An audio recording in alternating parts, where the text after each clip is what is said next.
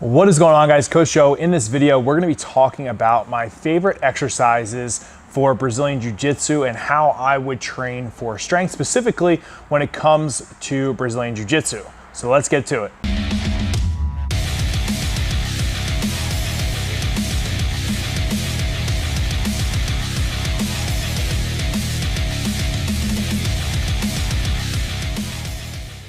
All right, guys, what is going on? Coach Joe here at the Lions Den, located in Hatfield, PA, right off of Route 309. So if you're ever in the area, come check out the gym. We love when we get visitors. So what I get asked all the time is, one, do you still do BJJ? And the answer is yes. I'll be doing Brazilian Jiu-Jitsu till the day that I die. It all depends on my strongman schedule, though. So I do have a competition coming up for strongman. So right now, Brazilian Jiu-Jitsu is probably just going to be 1 to 2 days per week at most, while I focus on the strongman comp. And then once the strongman comp is over, I'll increase that frequency just because I need to put my main focus into my strongman training, which that could be another video that I make down the road on how I manage to balance the strength training, the conditioning, and the jiu-jitsu all together. But in this video, getting right to the point, we're going to be talking about how I would train for strength when it comes to Brazilian Jiu-Jitsu. And I kind of break it up into some categories because there are so many exercises, but I'm going to give you guys the basis of which ones I would probably use the most.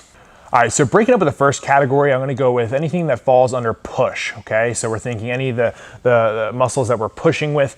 So the first thing that stands out for me is gonna be some sort of bench press variation.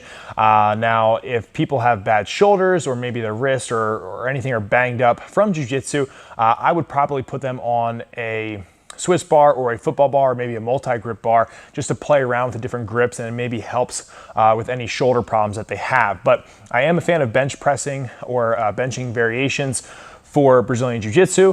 Typically for me, I probably would do either a close grip bench or a multi-grip bar bench or Swiss bar. And then I would also probably do a lot of floor pressing and benching, just because you do find yourself on the ground in that same position where you're starting with your triceps on the ground and you're pushing somebody off or an opponent off. So it just seems like it would transfer over to the sport a little bit better and really developing the triceps in that range of motion. When it comes to the shoulders with pressing, basically I still would like, overhead press, but I am a huge fan of push pressing. So I do like push pressing. I think it's a little bit more athletic than a typical strict press, and it's probably going to be a little bit more practical for the sport of jiu-jitsu because it is a moving sport. When you look at takedowns or pushing people off of you, it's always moving and it's very dynamic. So the push press would be a little bit more in favor for me just because it's a more dynamic of a lift. All right, so the second category of movements is going to be pull variations.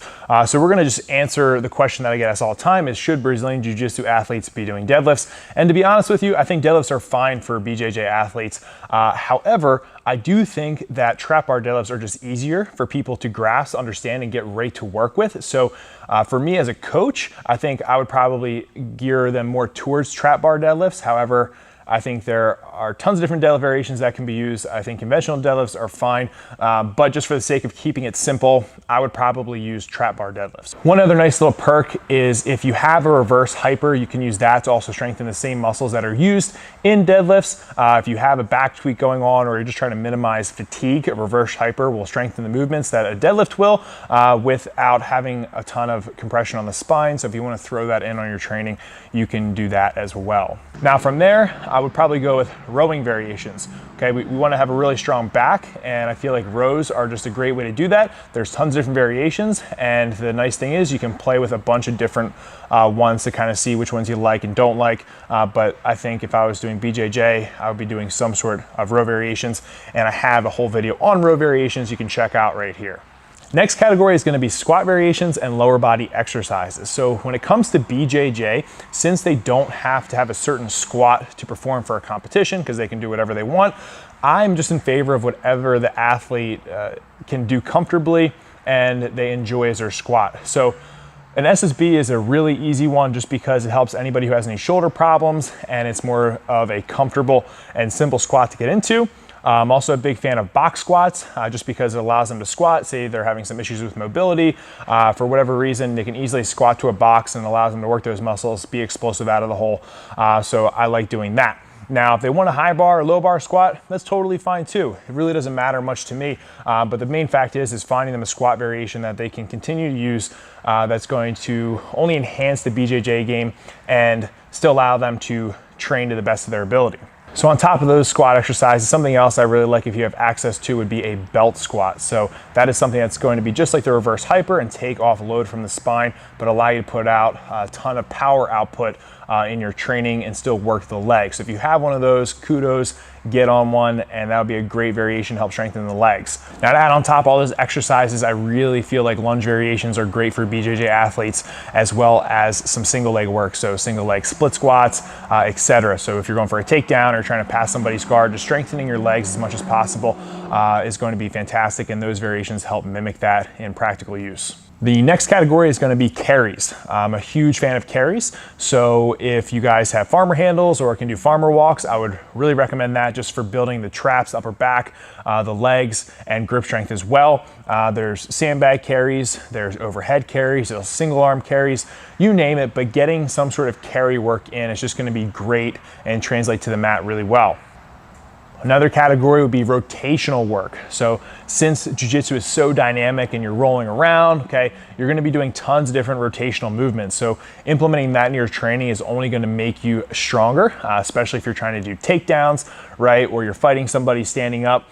You wanna be able to have really strong rotational force and power. So I like doing med ball tosses, rotational ball slams, or even using a landmine and doing different landmine exercises. I did a whole video on landmines and explosive work, rotational work, and I'll put that link right up here, so check that out.